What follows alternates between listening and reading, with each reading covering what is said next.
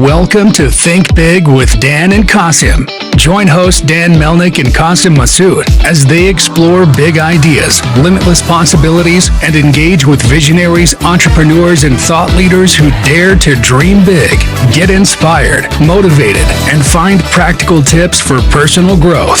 Think big, dream bigger, and ignite your potential.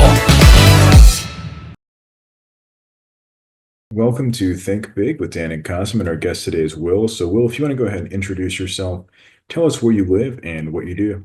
My name is Will. I'm an entrepreneur. I'm in the food service industry And where are you based out of? in Texas, Okay, awesome. I'm also in Texas. What part of Texas are you in? South Texas. Okay, cool. I'm in Austin. So, yeah, I'm curious more about your business and what exactly you guys do in the food service space. Well, we mass produce frozen and breaded mozzarella sticks, and we sell those to restaurant chains, dine-in movie theaters, theme parks, pretty much anybody with the fryer. Awesome. So, yeah, I'm curious more about that. Like, how did you get into this business? Well, we started out as a virtual dining concept, and people took to the concept really well. And then we got approached by a lot of restaurants, grocery store chains, and they all basically just nudged us towards a co-packer for mass production. So we got with them and developed some SKUs, and then brought those to the food service market. Awesome. So, in terms of your food service business, right? Like, I mean, you mentioned mozzarella sticks. Is that really kind of what you guys focus on only, or do you have like other products that you're selling to your customers? No, that's our main focus at the moment. Got it. And then when you say movie theaters, or I mean, are there certain like movie theaters or certain restaurants you guys kind of focus on? We like to sell to, really anybody that serves appetizers, frozen breaded appetizers. Those are going to be like our best prospects. I wouldn't say like anyone in particular. Our book of business is built up of chains with 50 locations, then we also have customers that have one location. Right. So, it's not really anyone in particular. Food service, you can, pretty much serve your product to a variety of different types of customers. For sure. And then I guess like for you, right? I mean, when you're looking for customers, you kind of focus on ones that have already are selling mozzarella sticks and say, hey, like ours are better, or do you really say, okay, like you're selling other frozen bread appetizers, why don't you try, selling our mozzarella sticks in addition to what you're already selling? Well, both. So really like the low hanging fruit is like customers who have tried mozzarella sticks in the past on their menu and maybe, I don't know, had a bad experience with their supplier. So, they don't serve them as like a main menu item, but, once or twice a year, they like to try it. And then, that's pretty much it. Like we like to focus on that. And then, there's like, I believe it's like roughly like 13 to 15% of all the restaurants in the country serve mozzarella sticks on their menu. So really the tough part about this business is trying to convince them to move off of a legacy cheese stick brand, because pretty much the same companies have been serving the same cheese stick for like the past 35 years. So, Right. And it's not very good. It's not like a high quality product. They have like the legacy cheese stick brands have really just like failed to innovate their products because they've never really needed to. It's a frozen breaded product. So it's really tough to get them to make that decision to stop using the same brand they've been using for 20 years. So it's like, Yeah, that makes sense. but it's also that's, if you convince them to do that, you have a good solid customer for, a decade or so. So Yeah. it's difficult. That's Yeah. really the most challenging part about the job. Yeah, it makes sense. And I guess like, right, you were saying that your product's higher quality compared to your competitors. So what makes it higher quality is just more the ingredients, taste, combination of both, or I guess like what are those features that separate you from your competition? Yeah, so it's on the ingredient side. We put less chemicals into the cheese, and we try to keep everything natural and organic and make sure everything's fresh. And it's also our breadcrumbs. So there's a lot of different like levels of breadcrumb quality, and there's also a batter that you can use. So it's really has to do with the breadcrumb itself. Like there's a really big difference in like levels of breadcrumbs. So you really got to find the balance of, is this a good breadcrumb? Does the price point work?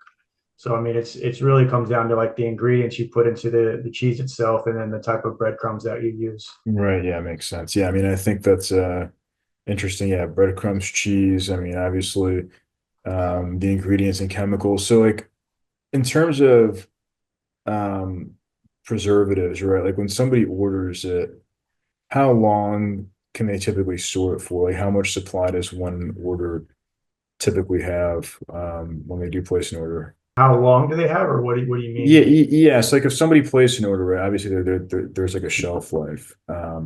So are people typically placing an order? Is it going to last them 5 months, 1 month, a year? Like what does that look like in terms of like frequency and shelf life for your product? So our shelf life is pretty long. It's like a year and a half. So, but the sell-through frequency, I mean, it's different for every customer. Um, some customers go through it pretty quickly. Others, they don't reorder for, a few months. So, I mean, I would say it's really on a like customer to customer basis. And so is there something that you guys do internally to kind of help them push this product once it does get on their menu, once they place that first order? There are things, yeah, like you could, I mean, it's really just it's a pay to play. It's how much money do you want to spend? You can work out a marketing agreement with the customer if you want to buy like table tents or to, you know, if you want to market the product yourself, you have to pay them to do it. I mean, we could. It's not really something we focus on. I mean, I view it as, whatever the customer wants to do with the product, that's not any of my business. If they sell it, great. If they don't, I don't give it, I don't care. So it's Right. just like I'm on to the next customer. So I mean, there are many things that we could do. Yeah, haven't really taken advantage of it yet. But at the same time, if the customer wants to sell the product and buy more, then they can. It's their decision. It's not really any of my business what they do with it. Yeah, and I think also for your product, I mean, it's pretty self-explanatory. Like I think, most people know what it is. It's not like you have to market to explain to people what you're actually selling. And most Americans know what mozzarella sticks or cheese sticks are. So Yeah, so we have the luxury of being just like a super simple product. So it's that is nice that people get it right away, and at the same time it's also, it's a fried cheese product, so it's really tough to mess up. exactly. So do you guys manufacture here in Texas, or what does that manufacturing process look like for you? No, it's mass produced. It's not done in Texas. Okay, awesome. So yeah, I mean, obviously now we're in like a new year, it's February already of 2025. So what are some of like your biggest goals for this year for your business? So we want to look into retail. So I feel like, for like we've been 100% food service B2B for pretty much the past 2 years. And we've kind of staged off a lot of offers for retail. I think we want to, now that we've kind of got a good book of business and we've got a decent foundation, I think the next step is to try to break into retail, but not necessarily like a grocery store chain or anything like that. Like I really like the idea of selling to convenience store chains, so I think that might be interesting to try out. But I would say that's one major goal of this year is to see if we can find a retail customer. So for convenience stores, like, are you thinking to be like in their frozen aisle, or are you thinking to be like more like how you could say like 7-Eleven or QT has like a mini kitchen and they're making like the mozzarella sticks in their kitchen, certain like selling it that way? So I'm thinking in the frozen aisle, like my own branded product in the frozen aisle. Right now, so in like the retail grocery stores, there's like 10 brands that could be in Right, there. In convenience stores, I really only see like one brand. right. So I would like to try and be in like the frozen aisle. Awesome. Have you thought about also being like served or like sold that way, where it's like that it's like on the menu of a 7-Eleven or a QT or something like that? Yeah, so that's still considered food service. Right. Yeah, I mean we've tried to sell to chains like that before, and like trying to sell to like a 7-Eleven is difficult because they need the price point like extremely low. So we're not really at that point of like production yet to where we can get our prices that low. But I mean, it's certainly something that we've tried, and we're still working on it. No, yeah, that'd be a great fit because I have a 7-Eleven right here by where I live, and I go there pretty frequently. So I think it would be something that, and people are always buying their pizza and like the hot dogs and things like that. So I think it's like the mozzarella sticks could go pretty well with those products. Yeah, no, absolutely. I feel like if you're buying those products, you're definitely one of our customers too. Yeah, awesome. So if you could go back in time to before you started this business, like what is the one biggest piece of advice that you wish you knew? Yeah, I don't know. I mean, like any lessons learned, any things that you didn't expect along the way, or is everything, since you've started been exactly like as you've expected? Um, well, I mean, I certainly didn't expect things to take this long. Right, It's a slow grind, kind of brick by brick type of thing. right, Certainly a little naive in thinking, I'd be paid a little bit quicker. right. Um, so I mean, I guess probably just focus more on patience and just, you know, expectations of like of a timeline, I guess. Right.